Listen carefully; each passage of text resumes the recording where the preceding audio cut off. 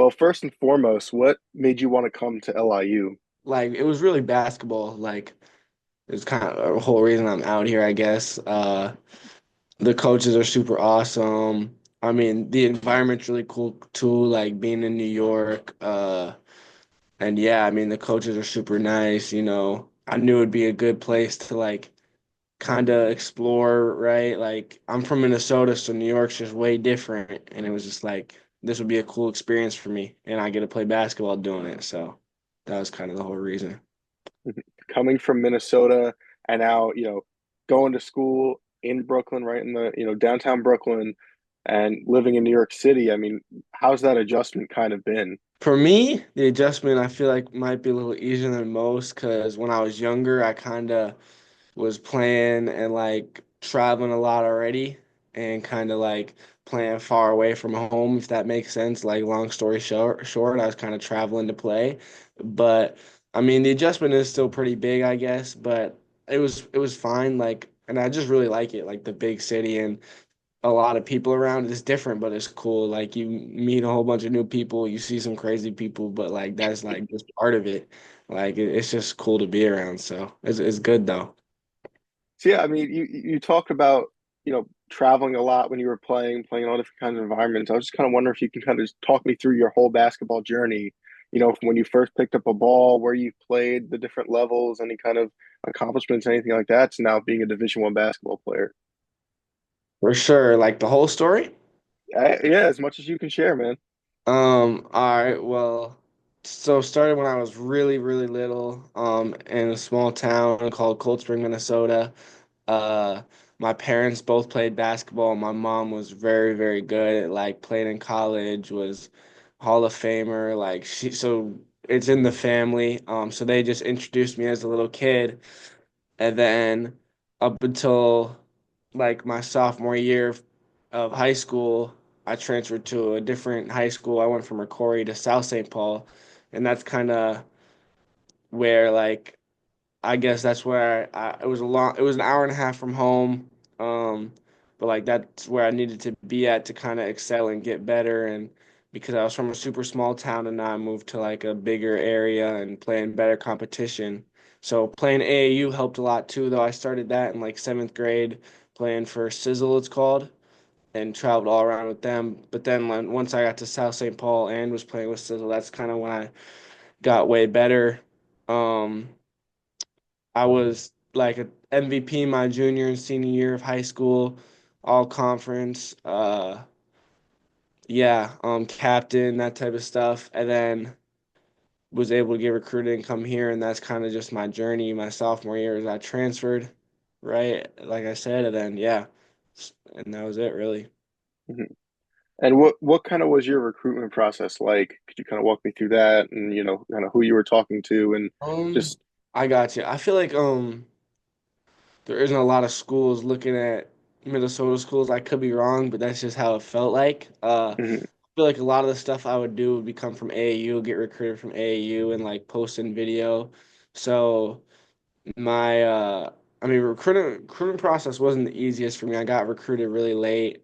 Uh I got recruited early by some schools that I'm super grateful for that reached out, but like it wasn't just my goal to be there, I guess. If that makes sense. But so yeah, my the head of my AAU program, Brian Sandiford, was kind of the guy who reached out and sent video to Coach Strickland where I'm at now, and so that's kind of how I got here. But that was kind of my process, was super late in the recruitment process. I think I committed in like April and was came out here in like June like after my senior year, so it was super late. But so it's kind of tough, you know. You kind of just waiting to see like what school or like who's gonna like give you the final okay, I guess, like of the schools I wanted to go to. But there's a few other schools in mind too, like kind of everywhere. But like this is where I wanted to be, so it worked. How Mhm. would you kind of describe your game to maybe someone who's never seen you play? I'd say I'm like a combo guard. If I play point guard and shooting guard, like when I was really young, I was point guard my whole life until my sophomore year, where I kind of switched to like a shooting guard kind of off the ball because I had a lesser role until I got to junior and senior year where I could do both again. But I mean, yeah, so like if I had to describe my game, like shooting and really kind of underrated like passing. I think that's the best part of my game is like I can get people involved and like when the ball's in my hands, I'd rather pass the ball than score, especially like if someone has a better look than me. That's kind of how I like to play. But so yeah, that's kind of it. The combo guard, like if I'm there, I can bring it up, but otherwise I can play off the ball too. And then I'm always a guy who's like gonna get on the floor on defense. Like my high school coach especially was like hard on me about that. So now I'm a dude who's gonna sit there and defend and like if the ball's on the floor, like I'm going to get it. So that's kind of how I like to play. I'm kind of gritty like that. And like being kind of a off guard in high school, I mean now like at the D1 level, like I'm 6'3", maybe 6'4" in shoes, like if I'm lucky, right? So like I'm not the tallest dude, so you kind of gotta be like a point guard. Like it's not as much room where I was like kind of taller than a lot of people I played in high school. I kind of had to adjust to like now I'm sometimes the shortest guy on the floor. So you got to be like a little like trickier and sneaky in that way. So yeah, that's kind of how I play. Growing up and as you continue to get better and better, were there any players that you kind of look to model your game after or mimic, in the driveway, shooting hoops? People won't know who this is, but I had like a trainer when I was younger who was from my town, and he was like the best player ever from that town, and he would train me. Justin Stummis, he was an insane shooter, and like I kind of just like played him a lot, and he taught me how to shoot and like be like him. So that guy I looked up to a lot, and was the best player I've ever played in person. He played pro overseas, but like obviously just trying to shoot like Steph Curry and have the mentality of Kobe is people I've always looked up to as a kid. And like my parents have told me to like follow, kind of like try and follow in their steps, obviously, because they're the best. So you kind of just see them everywhere. And then being like a passer like I am, like I just try and see like what LeBron's doing, like Mm. how he passes the ball. Just why not try and be like them if they do it the best, like try and pick it up. So. You're here as a freshman, and I mean, I don't know about your perspective as a freshman, but like me personally as a senior, right? This is the best Sharks team that we've had in years. So Right. does that kind of mean anything to you to be a part of that? Yeah, no, it's super cool, especially like, I mean, I've talked to some of the guys and like the way the teachers kind of like act towards us now, like or like the questions we get, like it's a lot easier. I was talking to one of my teammates when the teachers are asking like how you're doing over the weekend, and you could tell them you're winning games. Mhm. Whereas like I guess they said last year it's kind of like it wasn't like that, or like they weren't as like cheery with you and stuff, and like people around you are kind of asking when's your next game. When like I heard like this like our stands aren't crazy full, but like it's the most people have been there in a long time. So it's super cool to be like on a winning team. Like you don't, I don't know, it would have been you don't want to be on the losing team. Like that's just not as fun. Like nobody's kind of around you. Like, but I don't know. It seems like everybody kind of is like getting together. A lot of people talking to you like, "Oh yeah, y'all are doing pretty good this year, right?" Which I guess like, and people are surprised. I mean, it's my first year out here, so like, I'm like I'm with the Shark basketball culture, I guess you could say. But like, I haven't experienced like the losing years. So, but like people seem happy that we're winning. So, it's really cool to be around. With that success, I mean, you're a guy that's in the locker room, you're out there with your teammates every single day. Mm. What do you attribute that success to? Oh, our coaches for sure. They did a super good job. Like they're like all three of them. I think two two of them are new this year.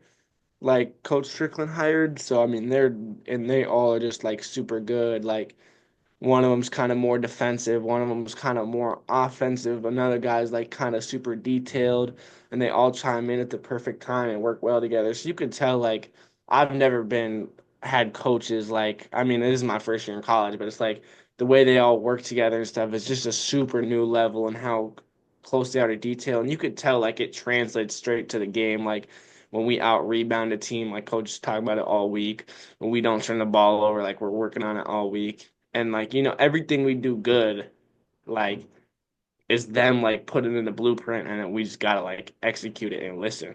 So I mean this is super good coaching staff, and then we actually have dudes who like want to win and care too. Like I've been on teams where guys are lazy, but it's like we don't really have that, and everybody's kind of like holding each other accountable. So it's like the coaches are giving us the blueprint, but then we got dudes who are like let's get it done too. So that's pretty cool. Mhm. And so you guys wrapped up conference play. You're coming into this conference tournament now, number two seed, chance to win the NEC. What kind of is the vibe in the locker room right now as you guys head into the playoffs?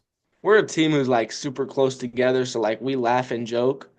We're laughing and joking right now, but it's like go mode too. Um, you can tell dudes are like in that kill area. Like we're laughing and joking, but it's like towards the end of it is like let's get this done. Like and we're working hard through practice and even in the locker room, like we'll be messing with each other, but at the end of the day, we're talking about basketball and stuff like and studying the next team and like what we're gonna do. So. I mean, we're really close, and that just helps us on the court too. So the vibe is super like, let's get this done. All we want to do is make the tournament. Like we're all like 100% focused, locked in on that. So yeah. And earlier we were talking about kind of the culture shift here with the Sharks. You said Mhm. fans might not always be full, but it's a lot better looking. Yeah. And kind of the talk has been about the Reef, right? Hmm. And so, the Reef, they've come on our broadcast. We had them on halftime one time, with Cameron Kaufman, David Pachapin, and I mean, what do those guys kind of mean to the team? And have you ever played in front of anything like what they got going on right now? No, they're super funny. Like they'll call my name out and stuff, and like they're super funny. I've never like when we were at Barclays Center, like it was crazy. Like the whole arena is doing like fins up on free throws. Like everybody's getting together. Like the whole everybody in the at our home games will do it. Like it's super cool. Like they're super loud, and our bench is always chanting too. So, but they really get into it and like their energy is super helpful too like the way you know what I'm saying like every free throw they yell fins up like if you're there you'll know people listening if you're there you'll know and everybody knows them in the gym and the whole gym's doing it so it's super cool. Gavin, thank you so much for taking the time. Yeah, best of luck tomorrow. But that was Sharks guard Gavin Pendergast here on LIU Sports Radio.